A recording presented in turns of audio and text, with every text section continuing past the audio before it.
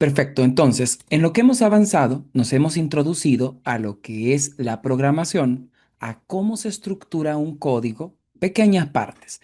Voy a dedicar unos minutos a hacer algo de operaciones, todo esto lo vamos a ir reforzando a medida que avancemos, pero es importante saber que el computador sabe sumar, sabe multiplicar y sabe dividir. Entonces, ¿cómo hacemos eso?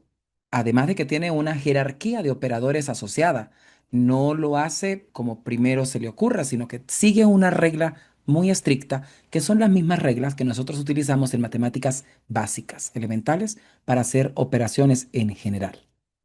Ya nosotros deberíamos ir entendiendo que existe una memoria RAM que es donde se reservan las cosas, porque es el cerebro del computador.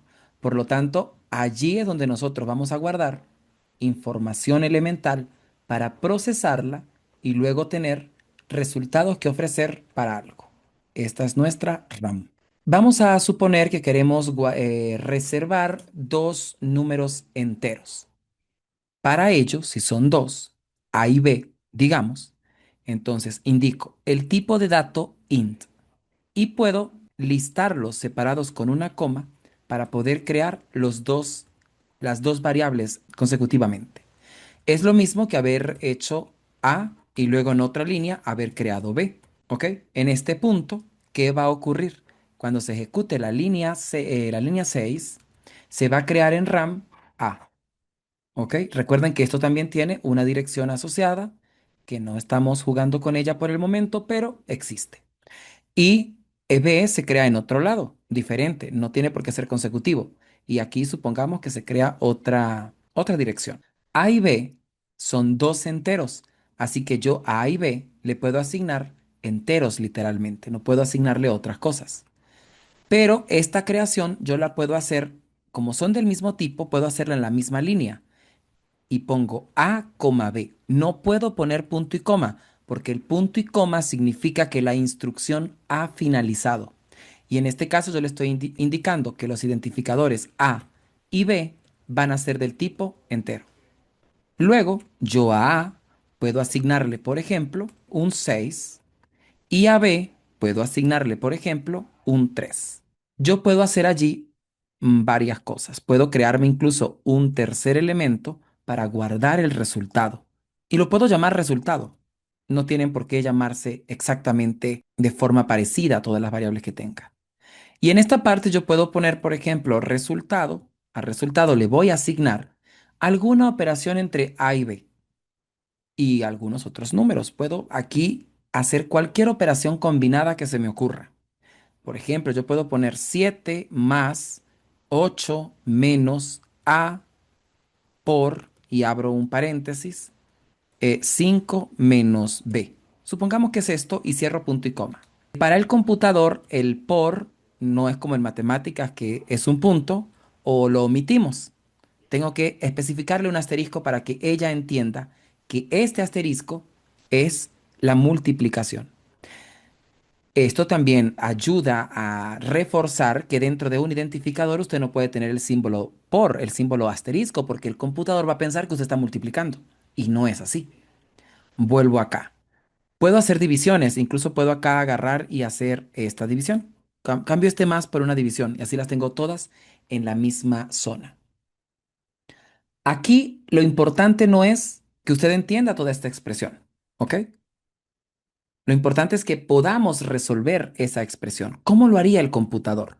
Porque el computador lo va a saber hacer, ¿ok? Si yo aquí después de esto indico un cout y luego mando a imprimir, el resultado es, observen que es texto lo que estoy indicando, y luego acá agrego otro operador de inserción y mando el contenido que tenga resultado, pues me debería marcar lo que quiera que haya sido que resolvió acá.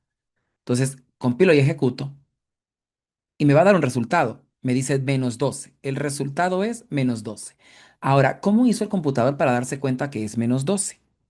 Esto no es que lo vamos a estar haciendo todo el tiempo, pero al menos una vez tenemos que saber cómo funciona.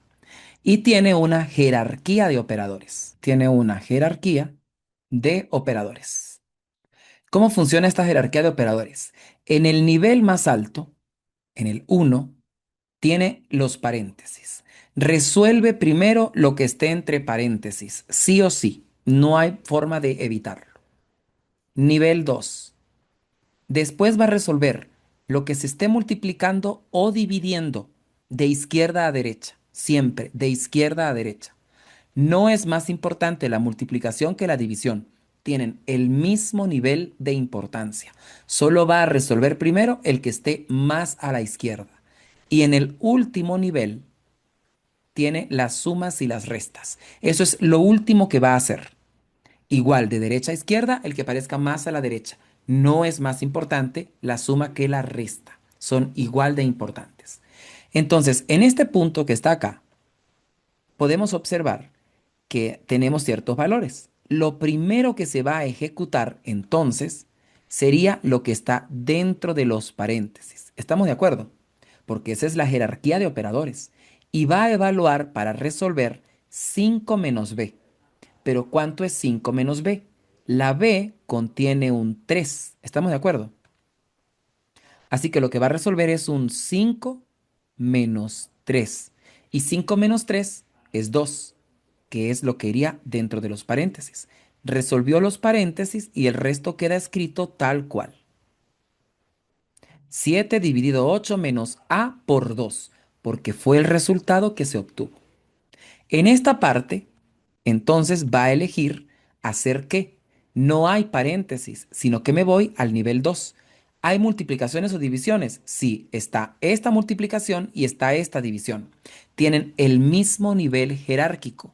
¿Cuál elijo primero? La que esté más a la izquierda. Entonces la que está más a la izquierda es esta que está acá. Y voy a resolver un 7 entre 8. Pero el computador, como yo le estoy indicando enteros, y él es como un niño que sabe hacer las cosas, pero él no se va a poner a suponer nada. Si usted no le da la instrucción correcta, él no la va a realizar. Entonces, ¿qué hace el computador? Como usted le dio enteros, que son los que no tienen decimales, el 7 no tiene decimales y el 8 no tiene decimales, él se va y hace la división 7 entre 8 como un niño de tercer grado, tal cual. Agarra y dice, oye, un número que multiplicado por 8 que me dé 7. No hay, ¿verdad? Entonces es 0. 8 por 0, 0. Al 7, 7. ¿Estamos de acuerdo? Por lo tanto, se están generando dos cosas importantes acá. Un resto y un cociente. La operación de este slash, que es la división aplicada a dos enteros, la concibe como la parte cociente de la división. Así que en este caso, 7 entre 8 para el computador es 0. Y el resto queda exactamente igual. Ahora, ¿qué va a resolver en este punto? Tiene que resolver a por 2. ¿Y a por 2 cuánto vale a? La a vale 6. Por lo tanto, vamos a agarrar 6 por 2, 12. Y quedó 0 menos 12. Y 0 menos 12 es menos 12, que es el resultado que me ofrece el computador. ¿Sí? Si yo lo compilo, me da 12 menos 12, que es el valor que estamos determinando con la jerarquía de operadores. Desde luego, esta expresión que está acá es solamente de práctica y no vamos a estar haciendo este tipo de expresiones. Vamos es simplemente a linealizar fórmulas que encontremos para resolver cosas en general. Ahora, observen que acá, ¿qué pasó en la RAM? Si yo no agrego esto, sino que antes de esto pongo, por ejemplo, acá, a A le asigno B más 1, punto y coma, y luego a B le asigno lo que tiene B más lo que tiene A, punto y coma, no necesito mandar a imprimir resultados, pero debo entender qué está sucediendo con la asignación destructiva en estos casos particulares. Porque observen que al crearse A y B, en la línea 8 se le asigna un 6A y en la línea 9 se le asigna un 3AB. Pero luego en la línea 10 se le dice que a A se le va a asignar B más 1. ¿Y cuánto tiene B? Tiene un 3. Más 1 serían 4. Así que a la A se le destruye el 6 y se le pone un 4. Y en la línea 11 a B se le va a asignar lo que tiene B, que es un 3, más 1. 3 más 1, 4. se destruye este 3 y se le pone un 4. Por lo tanto, A y B al final del programa quedan con 4A y 4B. Esta parte también es importante porque va a ser la secuencialidad de la destrucción en las asignaciones que hagamos a lo largo del programa. Ahora, vamos a plantearnos un problema un poco más real, un poco de matemática muy elemental, y les voy a explicar todos los pasos que hay antes de la producción de un código. Porque todo esto que estamos haciendo aquí no resuelve nada, ¿sí? Estamos conscientes de eso.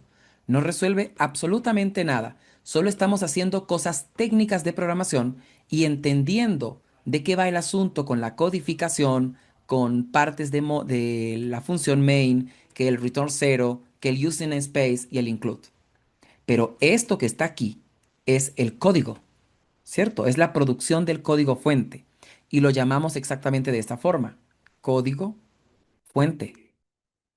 El código fuente va a producir, luego que nosotros apliquemos la compilación, ¿ok?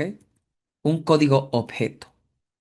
Este produce un código objeto que está escrito en un lenguaje binario, en el lenguaje que realmente entiende la computadora. Y cuando nosotros aplicamos la ejecución, que es ya el de correr el programa, se crea el ejecutable, que es el que se sube a RAM.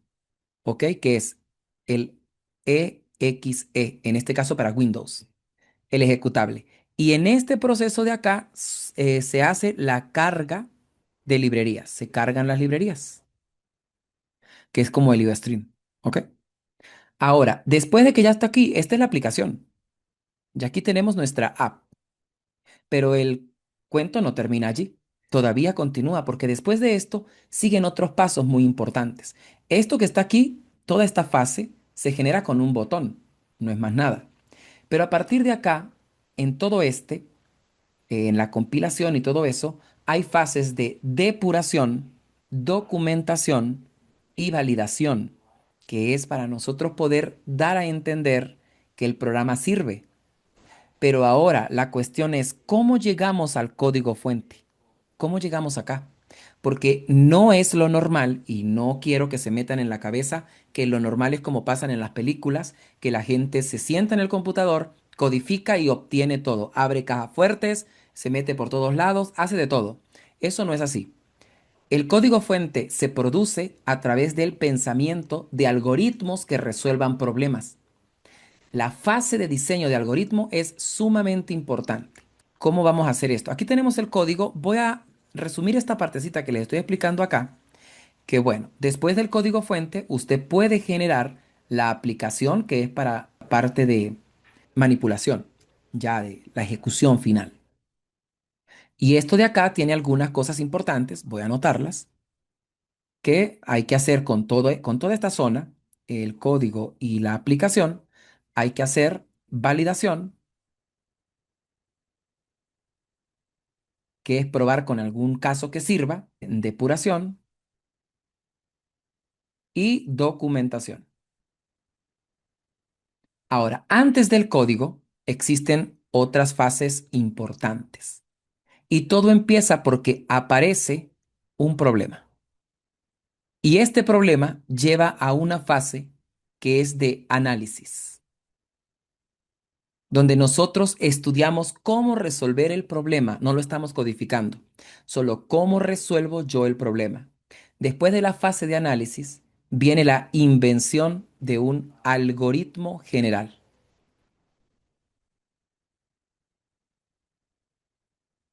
¿ok?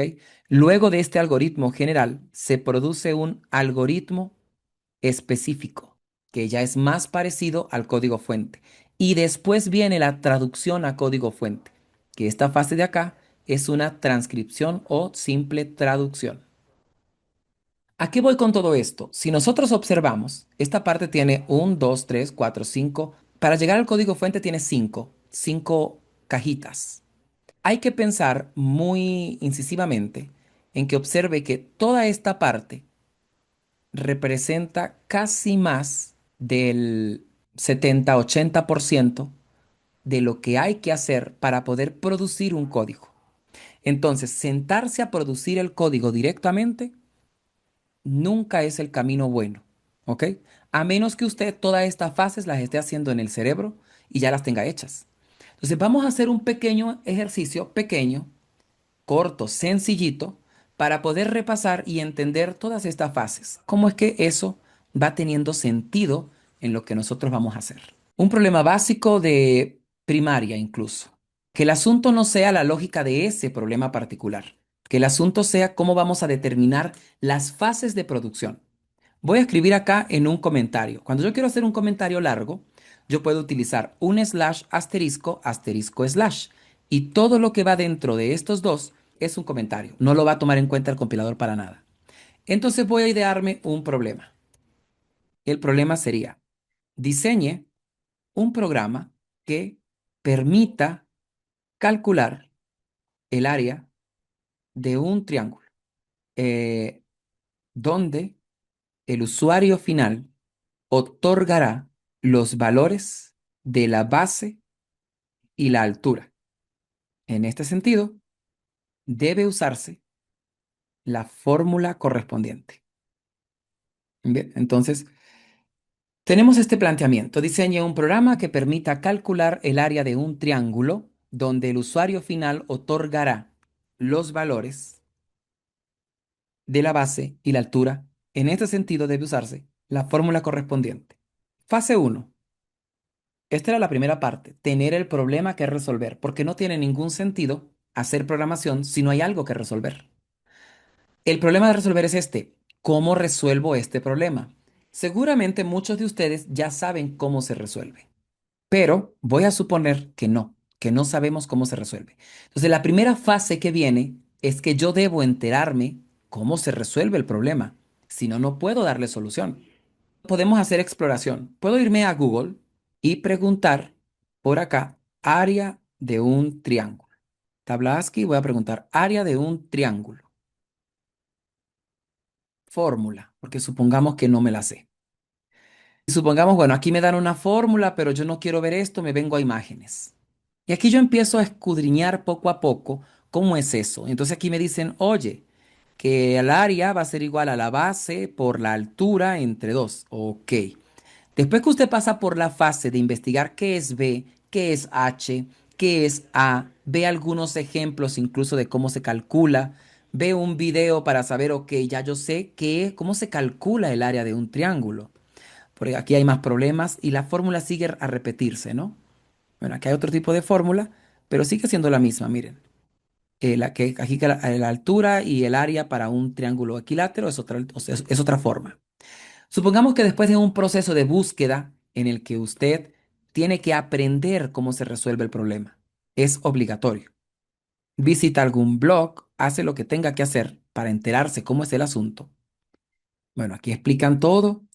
Por aquí, bueno, dicen que la altura va a ser la perpendicular que hay con la base y el área va a ser un medio por la base por la altura.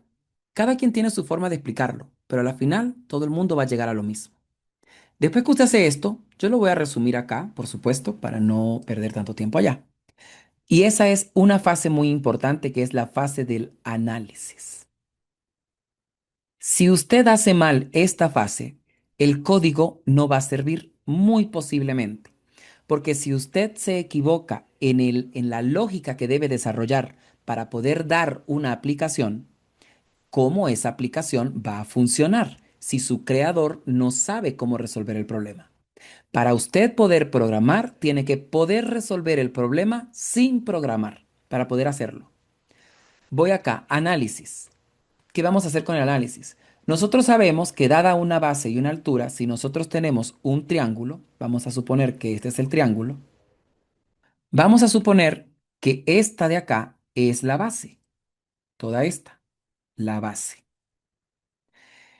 Y la proyección del punto más alto hacia la base, que es esta línea de acá, vamos a dibujarla un poquito más derecha. Acá, la proyección perpendicular, que eso tiene que ver con que arma un ángulo de 90, como el piso y la pared, tal cual. Esta de acá es la altura. Toda esta de acá es la altura. Se sabe que el área de un triángulo va a ser igual a la base multiplicada por la altura dividida entre 2, que perfectamente lo podemos poner acá así, dividido entre 2. Esto que está acá es mi fórmula. Cuando los problemas tienen una fórmula, debemos en el mismo análisis identificar qué es lo que yo quiero que el usuario me otorgue y qué es lo que el usuario quiere que yo le dé. ¿Vale? Pregunto, ¿qué es lo que el usuario me va a entregar? Base y altura. Base y altura nada más. Lo que quiere decir que esta base y esta altura es lo que el usuario va a ingresar. Y si eso es lo que el usuario va a ingresar, entonces base y altura van a conformar la entrada de mi programa. Es la entrada. Esto va a tener que ser suministrado por el teclado. Ahora, ¿qué es lo que el usuario espera que yo le dé? El área del triángulo. El área del triángulo. El área del triángulo va a constituir entonces la salida de mi programa. Un error muy común que he visto yo a lo largo de los años es que cuando quieren leer los datos del usuario, vienen y le piden base, altura y área. Pero reflexionemos un poco. Si el usuario vino a nosotros para poder conseguir el área, ¿por qué se la vamos a preguntar? Si él lo que quiere es que nosotros saquemos la cuenta y le entreguemos el numerito, él no quiere sacar la cuenta. Entonces yo no puedo preguntarle al usuario que me dé el área. No tiene ningún sentido, carece de sentido. Cuando hay fórmulas, lo común, lo que no va a fallar es que todo lo que esté del signo de igualdad hacia la derecha son las entradas. Y lo que esté del signo de igualdad hacia la izquierda es la salida, porque es lo que se está asignando. No en todos los casos aplica, pero sí es una buena estrategia al menos para iniciar y saber que cada fórmula eso es lo que me está otorgando. Esta entrada y esta salida a la que yo me refiero son la entrada y la salida de la aplicación como tal. ¿Ok? Lo que yo voy a ingresar y lo que voy a obtener. Luego que yo acabo con esto, que ya incluso tengo hasta mis variables, porque observen que tengo los identificadores, tengo base, altura y área, ya los tengo. Termino la fase de análisis y comienzo la producción del algoritmo de cómo voy yo a resolver el problema. Voy a ubicarme acá dentro del main para escribir un primer algoritmo general. Todo, por supuesto, entre comentarios porque esto no se va a compilar. Entonces, aquí voy a poner algoritmo general. El algoritmo general, muchachos, va a ser un cuento rápido y conciso de cómo resuelvo yo el problema. Entonces, yo puedo escribir algo como esto. Obtengo por teclado la base y la altura.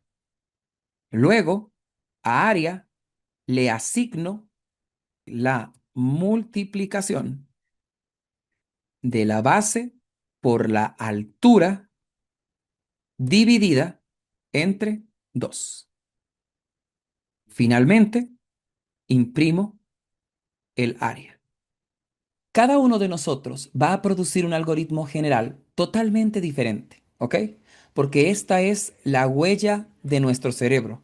¿Cómo es que está pensando mi cerebro? Esto no significa que este sea el mejor algoritmo general del planeta, atención, pero es un algoritmo general, un algoritmo que me resuelve el problema. Y en parte eso es lo que queremos con los fundamentos, que usted pueda resolver el problema, así le lleve 200 líneas de código a resolver algo que iba a ser en 5 líneas. No hay problema, tiene que poder tener su algoritmo.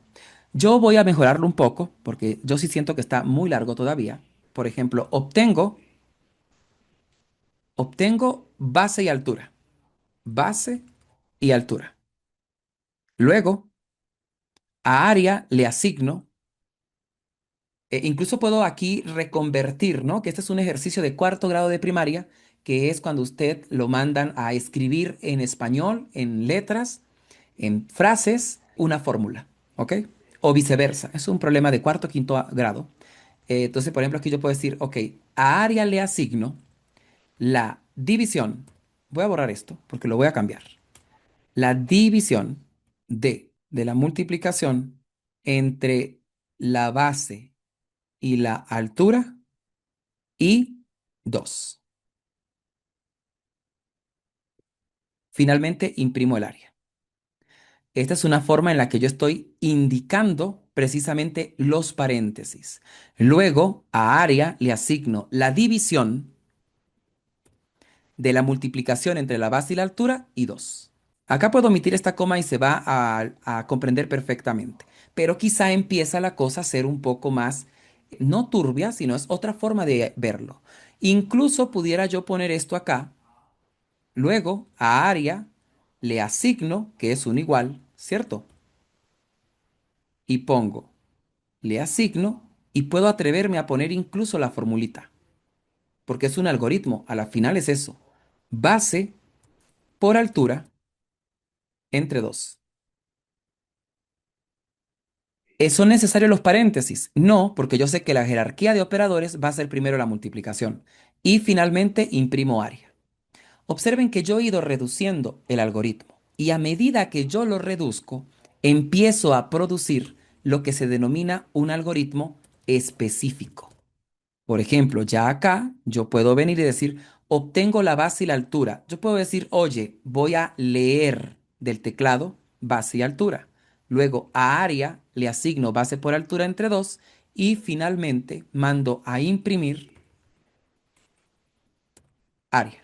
Y observen que está quedando muchísimo más compacto. Pero para poder que sea un algoritmo específico, finalmente, yo debo indicar dos cosas muy o una cosa muy importante. La primera es que debo crear las variables. Así que voy a indicar aquí crear. ¿Crear qué? Base y altura. ¿De qué tipo? Del tipo real, ¿cierto? Porque pueden ser decimales, no solamente enteros. Y la segunda parte que usualmente se hace es la inicialización. Es decir, que yo inicialice base, altura y área. Aquí me faltaron base, coma, altura y área. Tengo que crearlas todas del tipo real. Que esto en algoritmo específico yo puedo omitir el crear y decir, oye, base, altura y área son del tipo real. Esto es algoritmo específico, pseudocódigo. No estoy codificando en C++ todavía. Esto se puede ir para cualquier lenguaje, Java, Python, C Sharp, C, el que sea. ¿Ok? Y la otra parte es que yo pudiera llegar y decir que a la base le asigno un cero, es decir, que yo le voy a dar una forma para conocer bien los elementos, qué valores tiene cada elemento. Pero lo voy a omitir, porque como yo aquí leo la base y la altura, no hay chance de equivocación.